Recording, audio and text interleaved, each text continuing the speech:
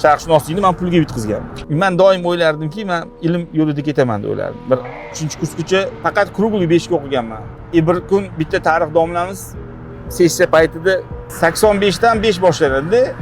Mani balim 81 chiqib qo'yapti, tushunyapsizmi? 4 ball qo'shib bermayapti. Menga o'sha paytda endi rosa zarar o'sha prezident stipendiyasi. Agar siz tushib ketsangiz, sizni to'xtatib qo'yadi keyingi oy, tushunyapsizmi? Shunaqa tirishib, talashib tursa, sessiyada umuman ko'rmagan bitta bola o'zidan o'zi keldi, zachotgan ichiga $50 tiqdi, bitta qo'yib 73 ball olib chiqib ketdi. O'shanda menda ana haligi yana tirsa etgan narsa yo'qolgan edi. Agar hayotda mana shu $50 hal qiladigan bo'lsa, значит men o'qimayman degandim. Rostdan men 3-kursdan keyin o'qimaganman. Faqat pulga bitkizganman. Sharqshunoslikni men pulga bitkizganman. Chunki o'sha domlani qilgan mana shu ishi menga aytganki, bo'ldi endi xususan pul topishing kerak ekan.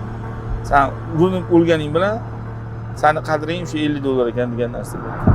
Agar shu domla hozir videoni ko'rayotgan bo'lsalar, rahmat bratan.